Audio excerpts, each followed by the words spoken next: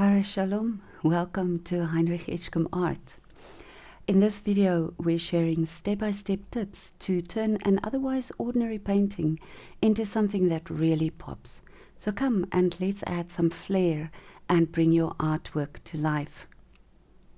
The materials used are listed in the description below. For the first step we are going to make a basic sketch. And this is always handy when you are a beginner painter. Then make sure that the paper is very, very wet. You have to wet the entire paper. And for our first tip, we are going to start with a background. Now your paper is very wet, so you can just start dabbing in your colors to create the sky and the trees and some light in the background. So here we've used granulating colors, that's the ultramarine on the right, and then colors that are less granulating. So that is the Quin Gold in the middle, some of the greens. So wherever you want to show trees and things, you put the green and the yellow. Wherever you want to show sky, you just dab in some of the blue. And as you dab it in and you keep using the same brush, the colors will mix on the paper. And don't worry too much about adding the background. It's going to dry back quite a lot, so your sketch will still shine through and you will be able to use that to do your next layer. So when you add your colors, you can be quite random, but keep in mind where you want the background elements to show a little bit. So add your greens and your yellows, and then when you are done with that layer, you can use a thirsty brush to mop up some of the excess moisture in your painting, and just dab it off and make sure that it's fairly dry, and then it will pick up the water. You won't have to worry about too much that it's going to mix the paint or anything. This is a very soft background that you are creating, so it won't make a difference.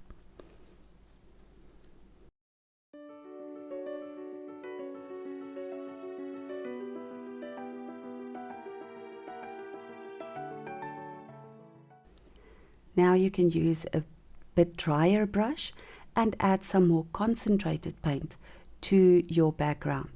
This will help to create depth and variation, and you will use cool colors and warm colors, and they will give you that distance and bring some of the elements more to the front. You will see that there's quite a lot of granulation on the outsides of the painting, and it's softer in the middle. On the outsides we used quite a lot of ultramarine, and on the inside in the middle of the painting it was the Quin Gold. So the Quin Gold does not granulate here, so it makes the inside there, the light side, quite soft.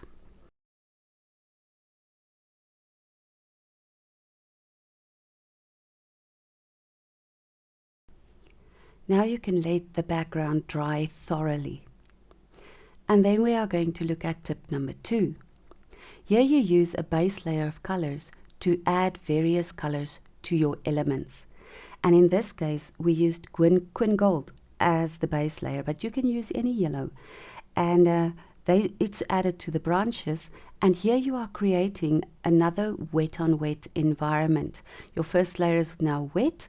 And as you go, you're going to add some darker browns and maybe some of the greens, just like you want, into those twigs.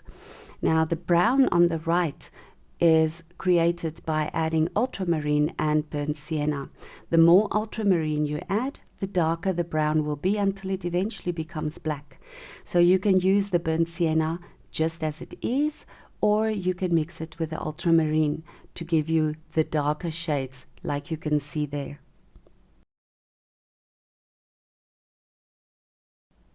You can dab the colors in as much as you like. If you add the darker parts, darker lines, then it kind of gives dimension to the twigs, and it makes them look more round, and it makes them look more realistic as well.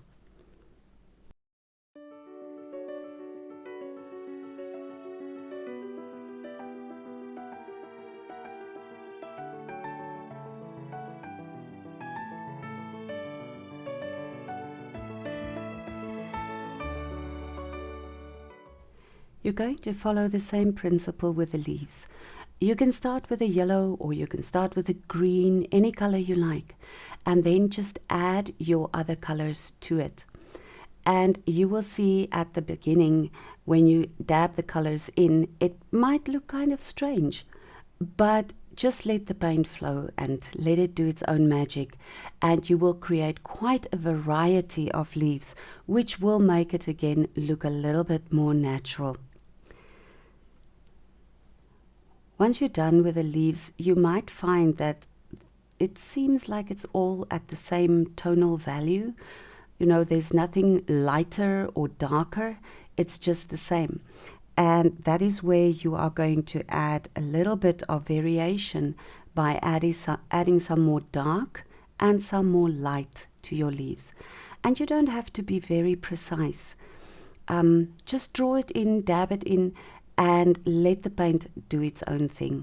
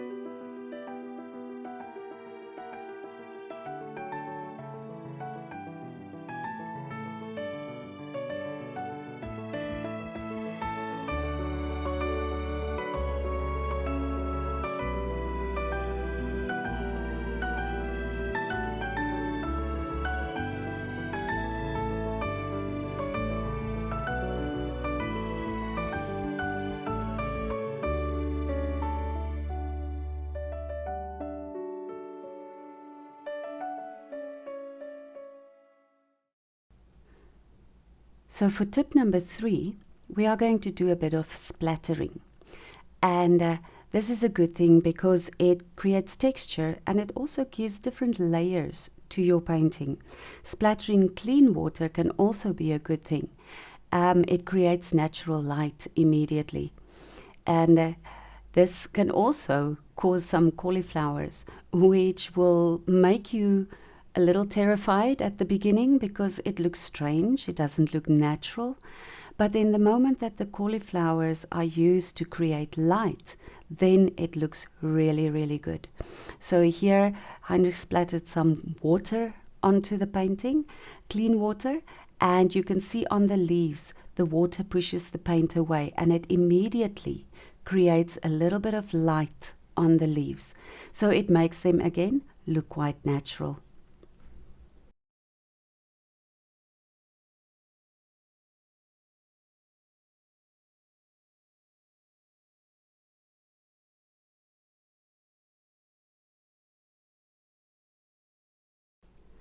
When you are done with that, you can let your painting dry again.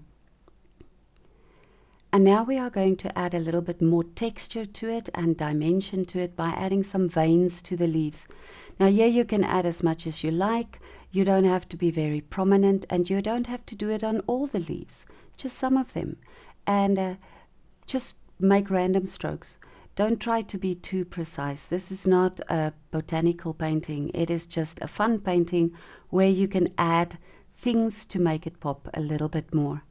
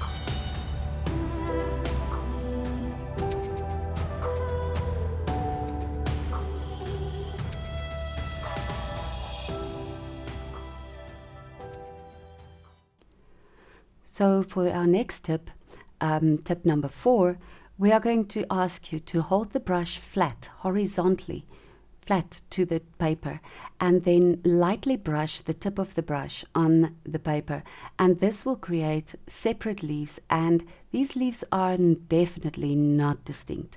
So it is just random marks that you make, and you can use darker and lighter colors, the greens, the browns, even some of the yellows, just to give variation. And nothing here is precise because they are not the focus. They are the background of your painting.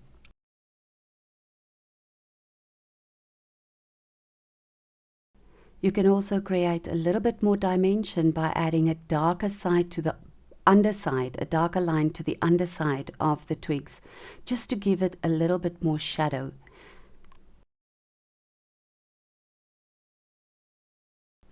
For this you can use the needlepoint brush. It's got a nice fat belly and a sharp point, so it holds a lot of paint, and it's quite a flexible brush. But if you don't have a needlepoint, you can always use a rigger as well. It will do exactly the same job.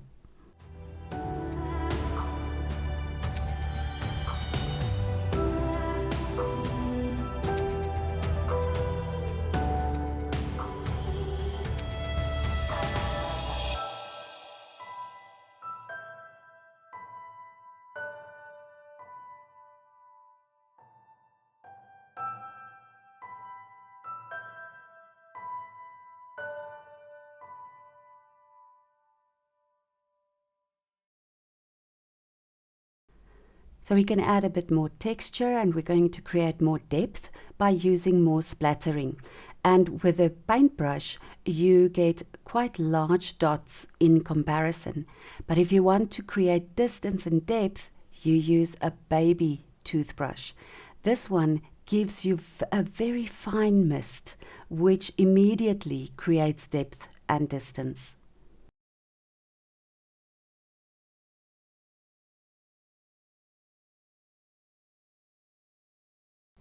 And then let everything dry thoroughly. And now we come to the star of the show, our next tip. Tip number 6. This is the bouquet, the best way to make light in your painting and to create interest and give you that magic. Now, there are many ways to make a bouquet, but the best way is to use an actual stencil brush. So you dip the brush in the water and then make circular movements on the paper. Now, the harder you press, the more paint it will lift. Make sure that you dab where you've made your circles so that you can dab up the excess water. Also make sure that you rinse the brush every time, otherwise you will transfer paint from one area to the next. These circles can touch, they can be separate. You can make bigger circles, smaller circles, and like I said, if you don't press too hard, then you won't lift as much paint. So you can create really, really white circles, or just a little bit of a lift of one of your layers, and that brings the light back into your painting immediately.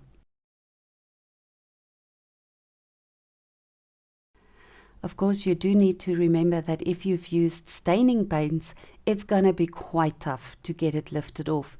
So if you are going to make a bouquet, make sure that your paint is not staining, that it can lift quite easily.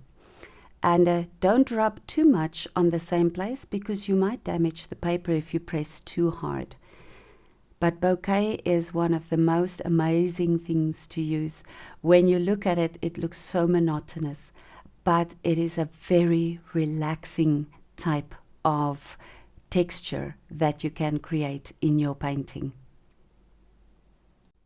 What is also nice about using a stencil brush is that you have more control over the circles that you make, and they make circles with soft edges. If you use an earbud or a stencil with an earbud or another type of brush, then you might find that the circles have hard edges. So let your painting dry again, and now our final tip, number 7, to give you the last bit of sparkle in your painting, and that is when you use the Posca pen. Now, a Posca pen is an amazing pen to use. You get them in different colors, and this one is the white one, but you can also use a jelly roller or pastels or acrylic or gouache, whichever medium you have available.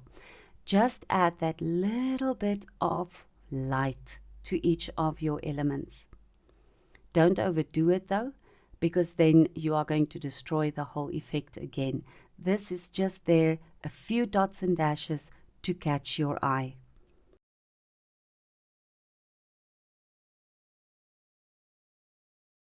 The white marks also help to emphasize the contrast between light and dark.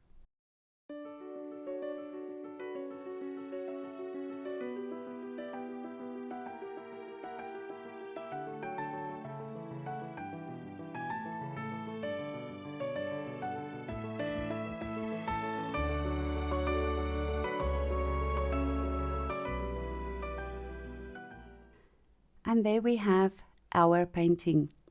So now all that is left to do is to actually sign it. And you have made a beautiful bouquet. Thank you so much for watching. Please like, subscribe and comment. And we will see you soon. Vaya con Dios.